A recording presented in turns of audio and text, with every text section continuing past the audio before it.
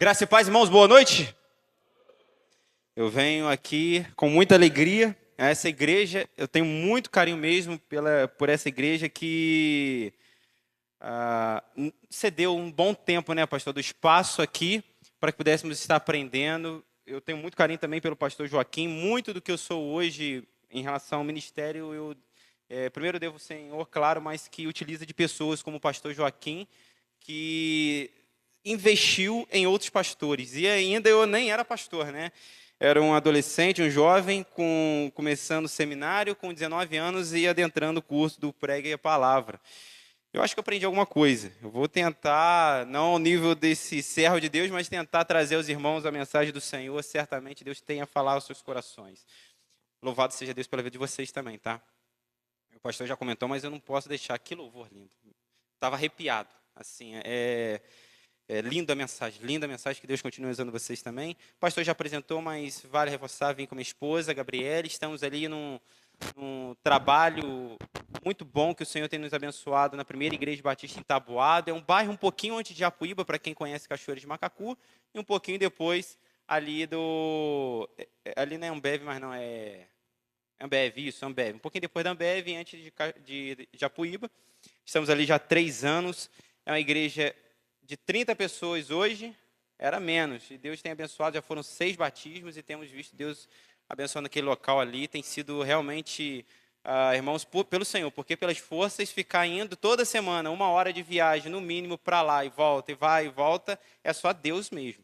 Estamos com meu sogro e minha sogra, também diáconos ali da Igreja Batista Esperança, meu avô e minha avó também, que sempre que podem tentam estar juntos, né? Porque nos vemos pouco, né?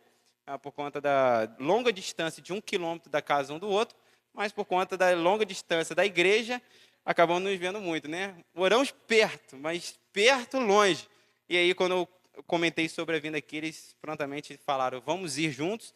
E também meus pais, se Deus assim permitir, amanhã também estarão juntos, para podermos estar aqui um momento em família, né? E aproveitando, celebrando o Dia dos Pais atrasado, né? Amanhã. Então, se Deus permitir, amanhã estaremos aí celebrando a Deus.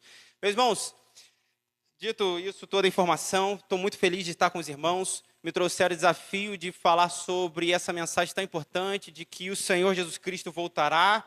E eu fiquei na dúvida sobre falar sobre a motivação de estarmos anunciando até que Jesus Cristo venha, ou se falaríamos para pessoas que precisam receber a mensagem do Senhor, que estão se convertendo, que desejam aceitar Jesus Cristo como Senhor, como seu único e suficiente Salvador, e sabendo que Jesus Cristo voltará. E eu optei pela segunda opção. Eu quero motivar os irmãos que continuem anunciando a mensagem, não desanime, Jesus Cristo voltará, e o nosso compromisso é sermos anunciantes dessa mensagem. Deus nos escolheu, Deus nos deu esse lindo propósito de estarmos avançando, avançando e avançando, não podemos retroceder. Meus irmãos, eu estava comentando que Deus me deu a graça de poder estar à frente como supervisor na empresa do qual eu trabalho. E ali eu fico pensando, rapaz, se eu fico reclamando muitas vezes de lidar com 30 pessoas na igreja, hoje eu estou lidando com 120, olha lá. E é sempre ali, vamos nos motivar, vamos avançar, vamos alcançar mais coisas. E eu tenho me renovado, falando, Senhor, é tão bom servir a tua causa. E eu muitas vezes fico reclamando de tão pouco, de uma pessoa ou outra que tantas vezes fica querendo, parece que me desanimar. E eu fico aqui parado, não, Senhor, vamos avançar, vamos continuar. Isso é bom, meus irmãos. Jesus Cristo voltará e nós não podemos estar estagnados, não podemos ficar parados. E aí foi dado o texto de 1 Coríntios, capítulo 4, versículo 5, que eu gostaria de ler mais uma vez com os irmãos. Isso, vai colocar ali, vai aparecer ali para os irmãos também. Eu vou tentar ler na mesma versão que os irmãos estão lendo na versão ACF, e nos textos que eu digitei aqui é na nova versão transformadora, né? Mas vou acompanhar com os irmãos. Assim diz a mensagem do Senhor. Portanto, nada julgueis antes do tempo. Vamos ler todos juntos? Já que alguns leram, vamos ler todos juntos. Vamos lá, 1, 2, 3 e... Portanto, nada julgueis antes do tempo, até que o Senhor venha, o qual também trará à luz as coisas ocultas das trevas e manifestará os desígnios dos corações, e então cada um receberá de Deus o louvor. Meus irmãos, para entendermos essa mensagem, é claramente importante nós entendermos o contexto do qual essa mensagem, muito obrigado, nos é dado. Essa mensagem foi escrita à igreja de Corinto, uma igreja com uma diversidade muito grande de personalidade, de culturas. Era uma igreja que estava localizada num local muito específico, muito próprio, porque ele era o centro de navegações, um centro de transição. Então havia ali uma cultura muito diversificada, portanto, muitas interpretações sobre o modo de vida do qual as pessoas vivem.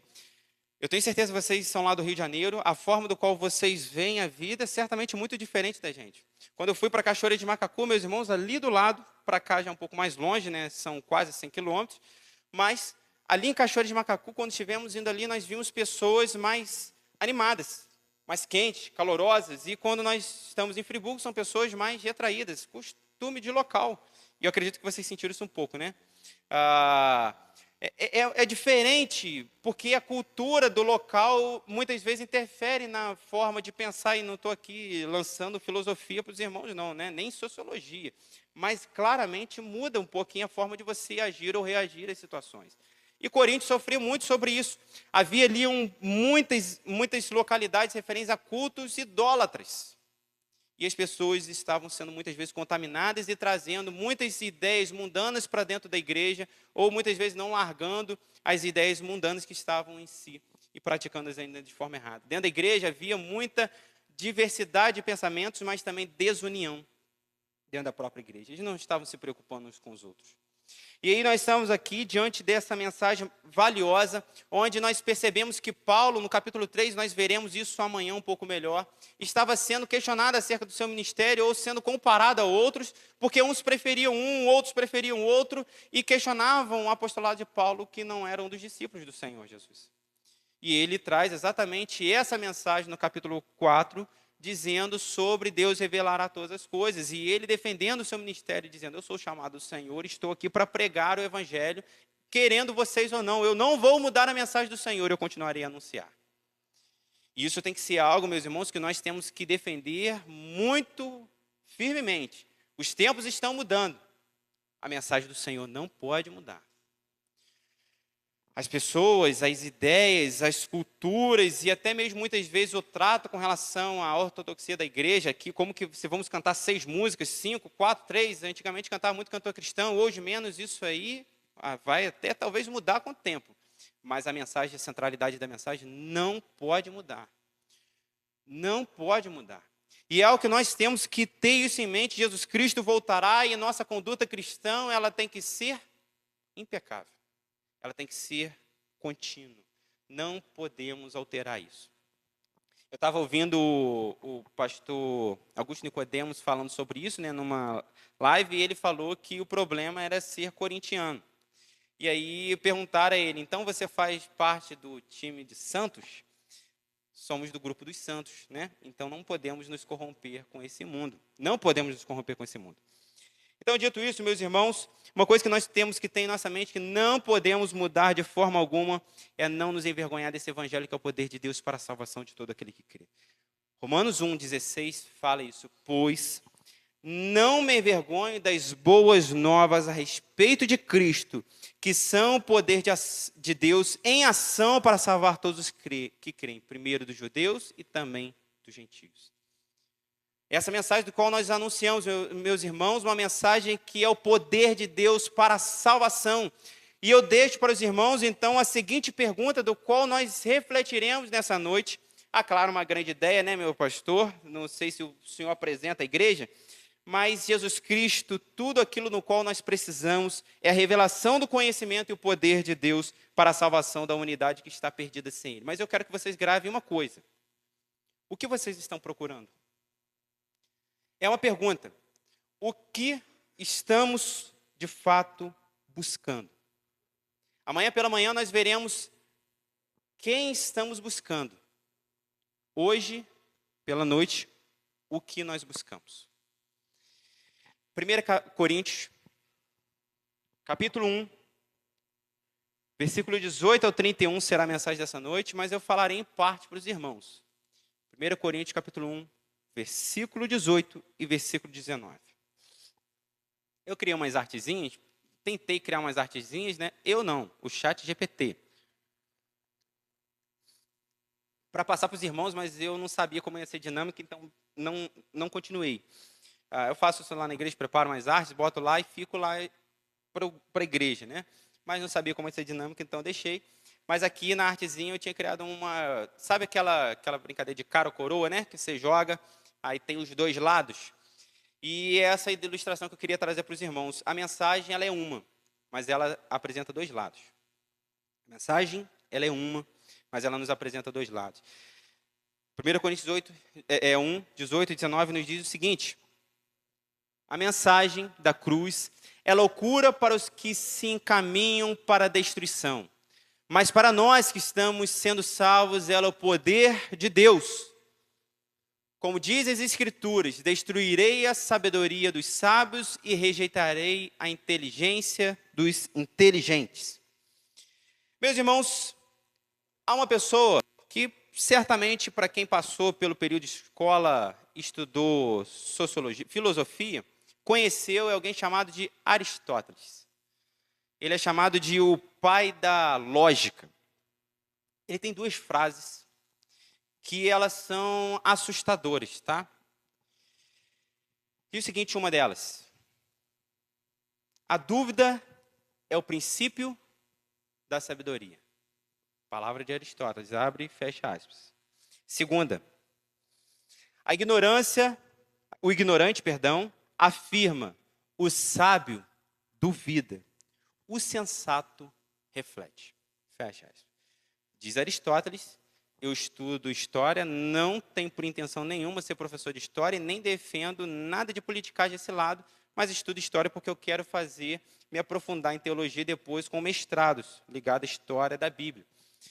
Mas, quando eu olho isso, eu fico assustado porque isso é o que é ensinado nas escolas, isso é ensinado nas faculdades, e isso tem ensinado jovens a pessoas a duvidarem de coisas que não deveriam ser duvidadas. Porque a fé não é ligada à dúvida, mas à certeza.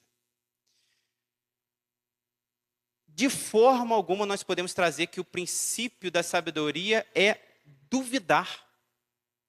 A palavra de Deus nos diz algo totalmente contrário. Provérbios capítulo 1, versículo 7. O temor do Senhor é o princípio do conhecimento, mas os tolos desprezam a sabedoria e a disciplina. É um tolo, não é sábio. É um tolo. Provérbios capítulo 9, versículo 10. Isso aí depois vão me processar, né, pastor? Eu estou conversando sobre isso, né? Provérbios 9, 10. O temor do Senhor é o princípio da sabedoria. O conhecimento do santo resulta em discernimento. Jó 28, 28. Eu sei que estou indo um pouco rápido, mas é só para os irmãos perceberem quantas vezes são falado isso. Jó capítulo 28, versículo 28. É isto que ele, ou seja, Deus, diz a toda a humanidade. O temor do Senhor é a verdadeira sabedoria. Afastar-se do mal é verdadeiro entendimento. Salmo 111, verso 10 diz: o temor do Senhor é o princípio do conhecimento.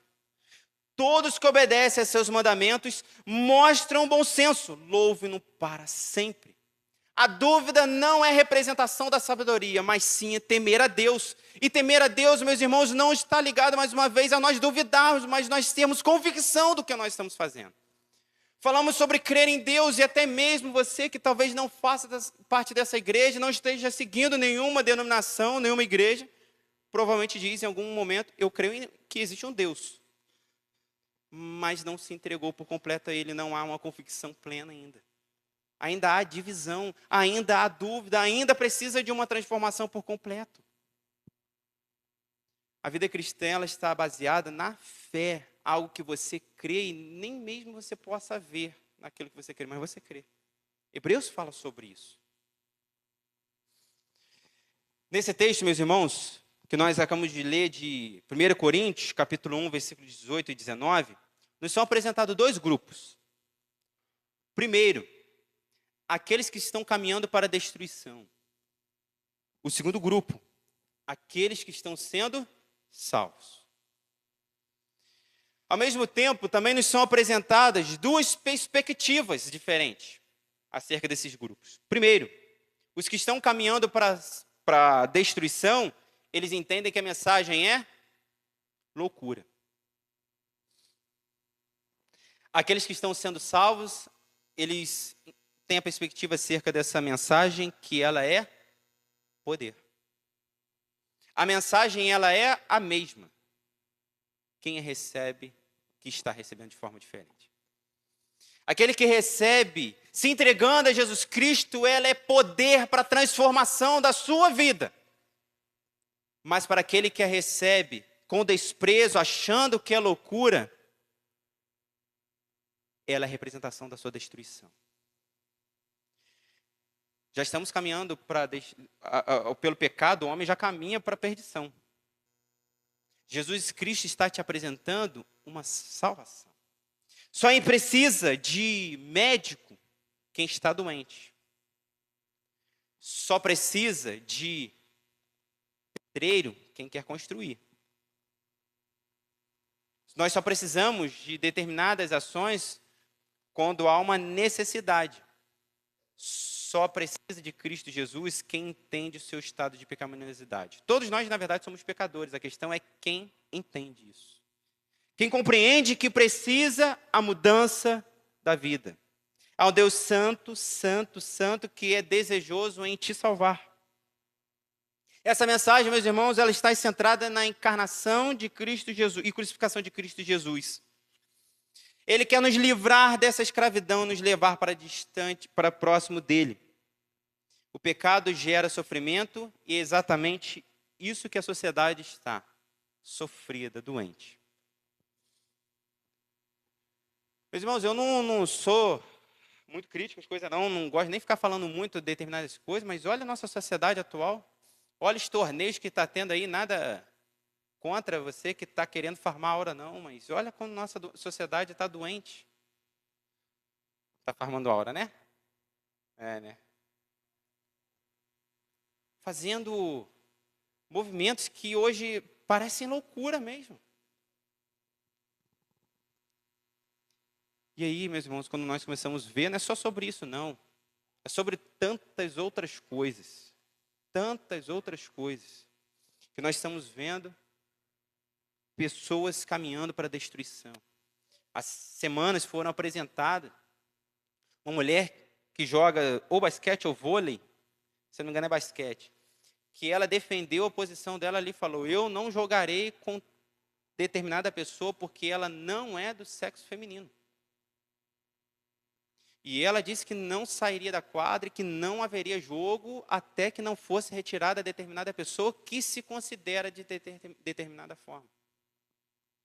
Uma sociedade que está perdida. Está perdida.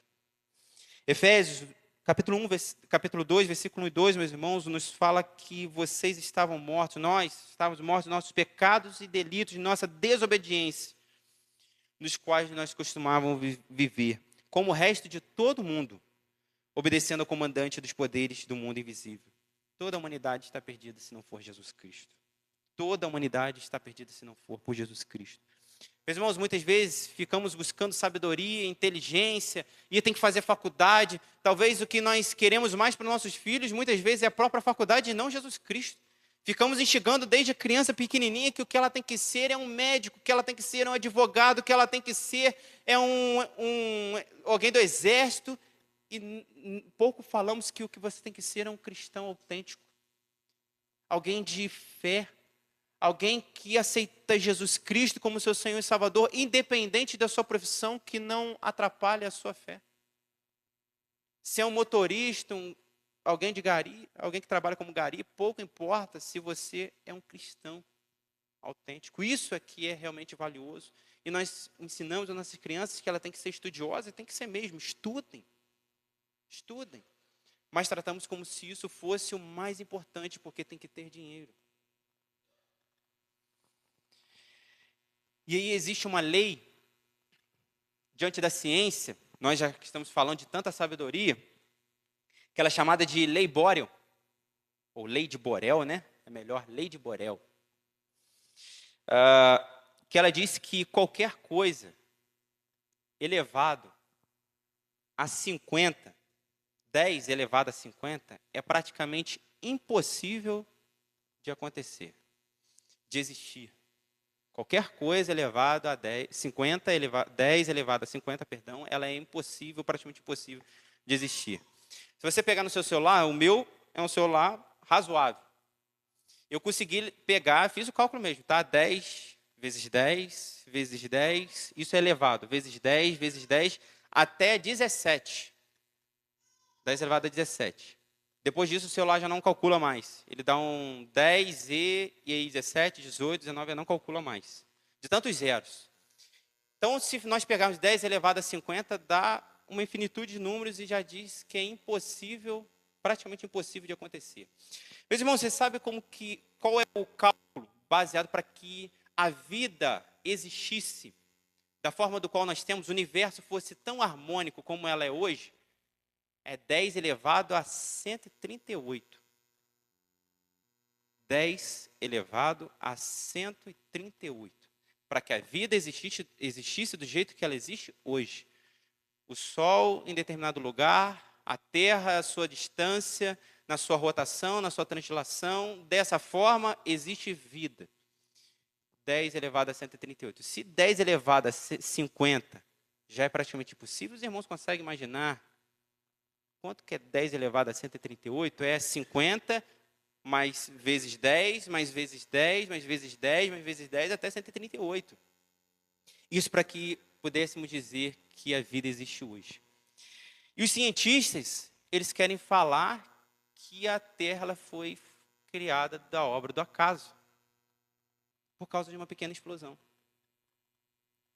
Falar que isso é inteligência, eu afirmo, isso sim é loucura. Tratam o evangelho como se fosse algo louco, mas não. Realmente, como nós veremos mais à frente, Deus usa as coisas simples para confundir os loucos. Quando Paulo fala sobre essa mensagem, do versículo 18 e 19, Paulo faz, na verdade, uma citação de Isaías, capítulo 29, 14. Paulo não tira essa mensagem da obra do acaso, não. Ele cita alguém. Ele diz no Isaías 29, 14, o seguinte: por isso, mais uma vez, deixarei este povo maravilhado com obras maravilhosas. A sabedoria dos sábios passará, e a inteligência dos inteligentes desaparecerá. Quem se acha muito inteligente, um dia vai se colocar de joelho. Quem se acha o tal e não precisa de ninguém, se colocará de joelho. Toda língua confessará e todo joelho se dobrará, alegando que Jesus Cristo é o Senhor. Essa vitória já está garantida. Apocalipse 17, 14 nos apresenta isso. E você pode fazer parte disso. Você pode fazer parte disso quando nós apresentamos a você Efésios 2, 8, que diz: pela graça sois salvos, por meio da fé. Isso não vem de vocês. Isso vem de Deus. Isso é uma dádiva de Deus para que aqui ninguém venha se gloriar. É um presente dado de Deus a nós, para que nós possamos nos alegrar no Senhor e viver juntamente com Ele. A fé, meus irmãos, a todos que estão ouvindo nessa noite, ela é uma realidade daquilo que esperamos. Ela dá convicção de coisas que nós não vemos, Hebreus 11, versículo 1. Mas fé no quê, pastor? Fé no quê? 1 Coríntios capítulo 1, versículo 20 a versículo 23. A compreensão da mensagem ela não é terrena, mas ela é de Deus. Diante disso, onde ficam os sábios, os eruditos e os argumentadores dessa era? Deus fez a sabedoria deste mundo parecer loucura.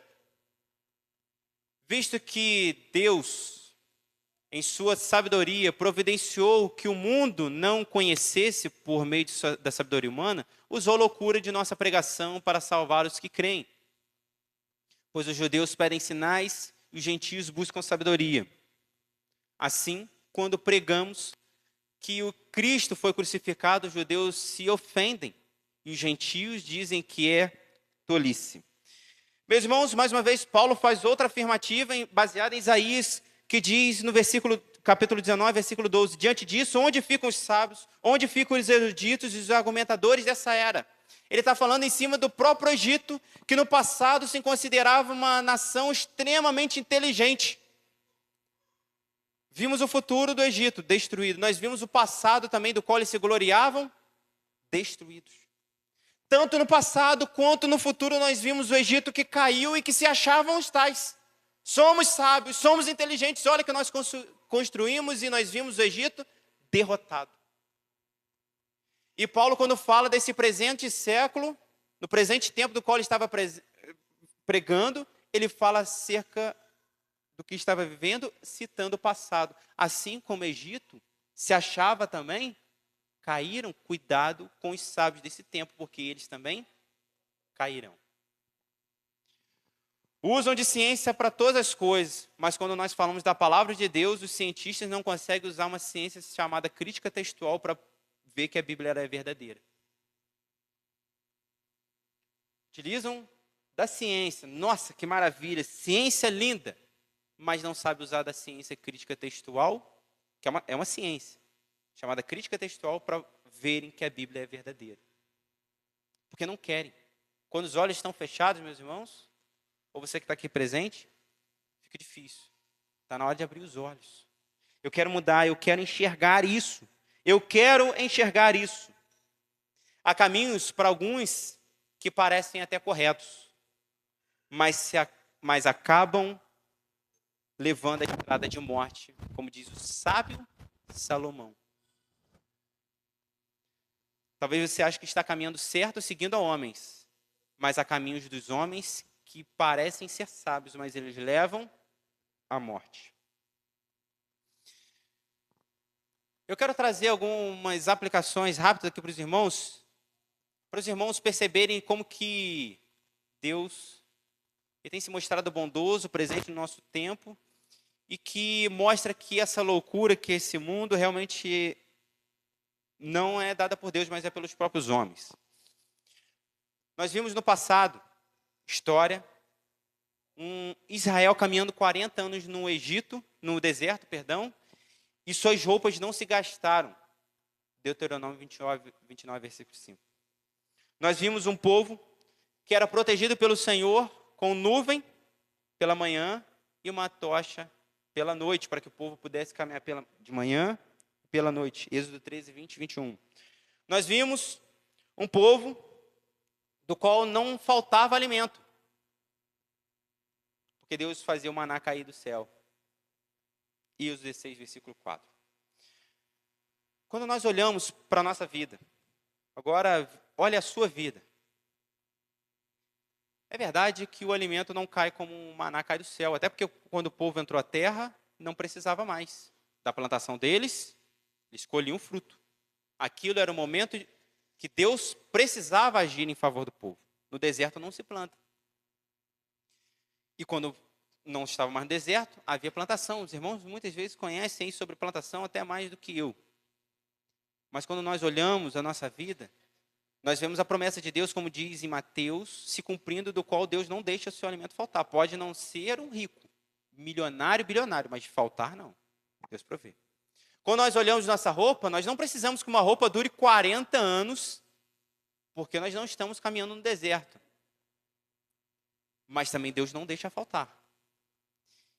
E é interessante quando nós vemos situações como lá na igreja se conta, de pessoas que estavam à beira de não ter nada e de repente vai alguém e entrega uma cesta básica. Quantas vezes isso não acontece também com vestimenta? Alguém vai e doa roupa para você. Deus também não deixa faltar. Nós olhamos nossa terra e vemos um Deus que não permite que o calor nos torre com os raios UV, radiação UV, mas também não permite que o calor se esvaia da terra e fiquemos aqui numa friagem extrema. Deus que nos protege pela manhã, um Deus que nos protege pela noite, um Deus que nos dá de vestir e um Deus que nos dá do que alimentar. Percebe que o mesmo Deus continua agindo da mesma forma? Ou esperemos então, não, tem que cair comida do céu para dizer que é Deus. Esse era o problema exato dos judeus que pediam sinais. Esse era o problema dos judeus que pediam sinais. Porque eles queriam ver um agir do qual Jesus já tinha revelado que ele era semelhante a Deus. Quando os olhos estão fechados, não adianta. Os céus proclamam a glória de Deus, o firmamento demonstra a habilidade de suas mãos, dia após dia, continuam a falar noite após noite, Deus continua a agir dia após dia, dia após dia. Cristo, meus irmãos, é a revelação do poder de Deus, do poder e da sabedoria de Deus, versículo 24, versículo 25. Tem como, por favor, 1 Coríntios, capítulo 24, 1, versículo 24, versículo 25? Isso. Mas, para os que foram chamados para a salvação, tanto judeus como gentios, Cristo é o poder de Deus, a sabedoria de Deus. Pois a loucura de Deus é mais sábia que a sabedoria humana, e a fraqueza de Deus é mais forte que a força humana. Meus irmãos, não existe loucura em Deus. Não existe fraqueza em Deus. O que ele está querendo dizer aqui é uma ideia paradoxal, né? Ele está querendo apresentar uma ideia que realmente vá além dessa ideia do que o homem está apresentando ali. Não existe loucura em Deus. E mesmo que seja loucura, Deus ainda é mais sábio do que qualquer homem. Mesmo que se houvesse fraqueza em Deus, ele ainda seria mais forte do que qualquer homem. Não existe nada. Deus prova essa força, esse poder, enquanto até mesmo quando o homem achou que havia derrota, Deus prova a vitória em que Cristo venceu a morte. Para salvar a humanidade. Para salvar a mim e a você. E nos dizer, sigam meus passos. Porque assim como eu venci a morte, vocês também vencerão se crerem em mim. E já indo para o caminho final, meus irmãos, para não estender muito do horário, mas também não gostaria de parar pela metade. Sei que tem mais 2 dias, né? Mais 2 mensagens, mas gostaria de encerrar 1 Coríntios 1 hoje. Versículo 26 a versículo 29. Mas para os que foram chamados para a salvação, tanto judeus como gentios, Cristo é o poder de Deus. Eu vou pedir perdão, eu não vou conseguir enxergar essa letra. Aí é 26, né? Obrigado. Estava muito pequenininho. Vamos lá. Lembre-se, irmãos, de que poucos de vocês eram sábios aos olhos do mundo, ou poderosos ou ricos quando foram chamados. Isso. Pelo contrário, Deus escolheu as coisas que o mundo considera loucura para envergonhar os sábios, assim como escolheu as coisas fracas para envergonhar os poderosos. Deus escolheu coisas desprezadas pelo mundo, tidas como insignificantes, e as usou para reduzir a nada aquilo que o mundo considera importante. Portanto, ninguém jamais se orgulhe na presença de Deus. Meus irmãos, quando nós olhamos tudo que está acontecendo ali, judeus pedem sinais, gentios querem sabedoria, nós vemos um Jesus que revelou vários sinais, que curou enfermos, que curou cegos, que curou vários tipos de situações. Jesus Cristo que apresentou que Ele é Deus, eles não queriam enxergar. Foi apresentado um Jesus Cristo que é verdadeiramente sábio, o único perfeitamente sábio, e as pessoas não queriam enxergar isso. E aí nós vemos agora que a apresentação de que Deus escolheu aquilo que é diferente do que o homem espera. Porque muitas vezes quando nós olhamos os homens, nós esperamos pessoas de autogovernância, e aí parece que nos rendemos a eles. Senhorio, senhoria, vossa excelência. Respeitamos com total devoção essas pessoas, porque elas têm cargos poderosas. Quando nós olhamos pessoas ricas, temos medo do que falar. Muitas vezes olhamos para os nossos patrões e temos medo, talvez, até de confrontá-los, porque não, ele é poderoso, ele que sabe.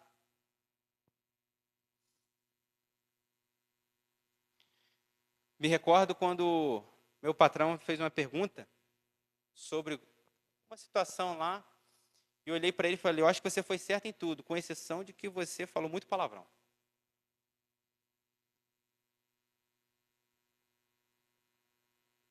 Uma semana no cargo.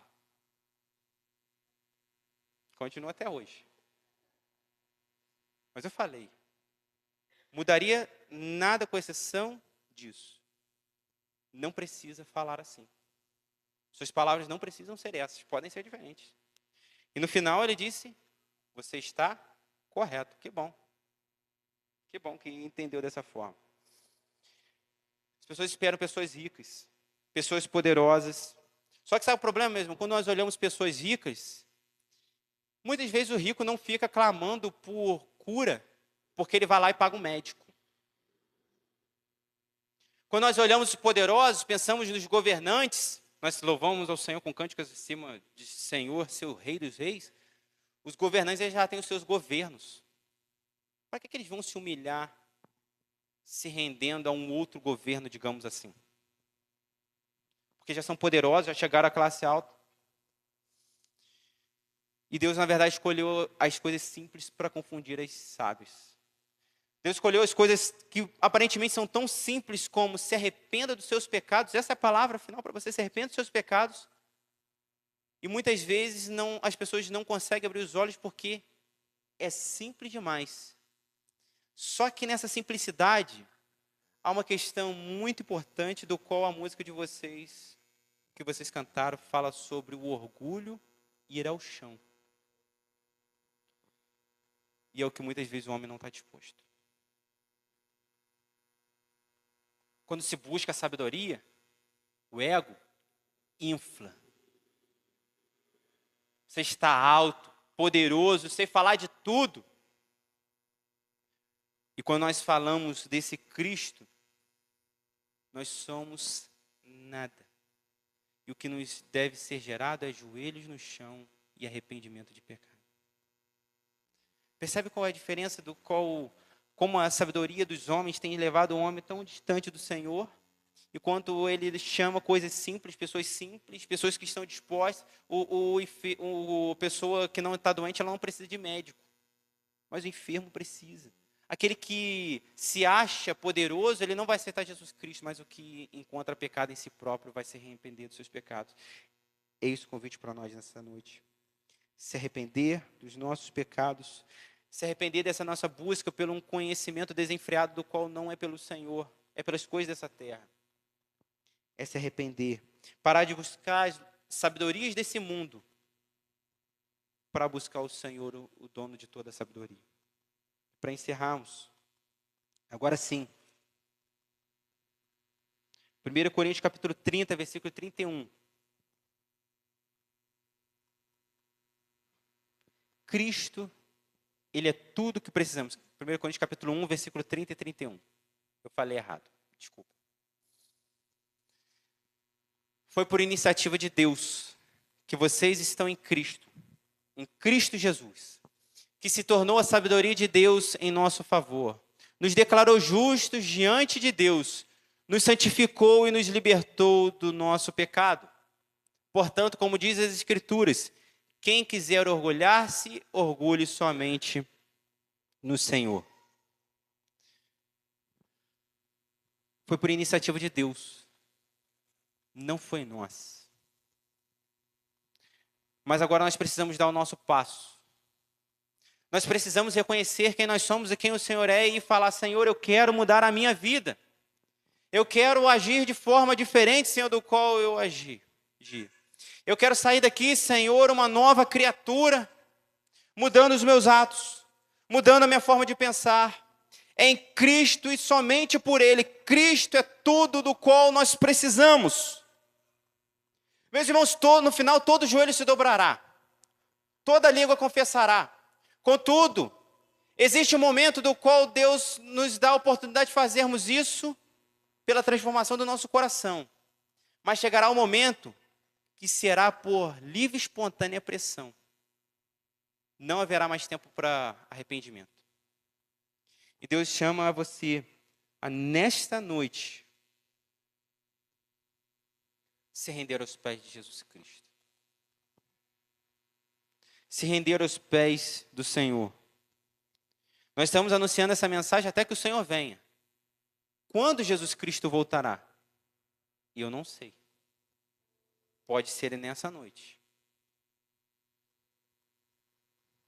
Pode ser nessa noite. E para que isso aconteça, a salvação de sua alma, você precisa declarar, Senhor, eu aceito que Jesus Cristo é meu único e suficiente Salvador. Eu me arrependo dos meus pecados. Eu me arrependo de quem eu sou para viver uma nova vida em Ti. Vamos orar? Vamos falar com o Senhor. Pai, Jesus Cristo é tudo do qual nós precisamos. Jesus Cristo é a revelação do teu poder e de tua total sabedoria, Senhor. Porque enquanto homens ficam buscando respostas em outros homens, soluções vazias, infundadas, soluções que são muitas vezes temporais, o Senhor nos apresenta algo que é atemporal, é todo-poderoso, que transforma a vida por completo. E o Senhor certamente nos chama nessa noite ao arrependimento, meu Pai. Nos chama a mudar nossas vidas, nossos pensamentos, meu Pai. Por isso, Senhor, mude a nossa forma de pensar, Senhor. Que paremos, Senhor, de ficar buscando somente as coisas dessa terra aqui, Senhor, os conhecimentos dessa terra, para muitas vezes saciar o nosso ego, satisfazer o nosso ego, para nós nos rendermos, então, Senhor, a teus pés, que nós possamos nessa noite, Senhor, parar de buscar as coisas dessa terra, para nos rendermos aos teus pés, dizendo, Senhor, Tu és tudo o que eu preciso, Tu és tudo o que eu necessito, Senhor, para a mudança completa da minha vida, da minha alma, Senhor. Nada além do sangue de Jesus Cristo pode mudar a minha vida, pode transformar a minha vida, Senhor, me limpar dos meus pecados, ó Pai. Por isso, Senhor, fala ao nosso coração nessa noite, fala nossas vidas, Senhor, mude nosso ser, mude nosso pensamento, Senhor. É a oração que nós fazemos em nome de Cristo Jesus, nosso Senhor e Salvador. Amém e amém.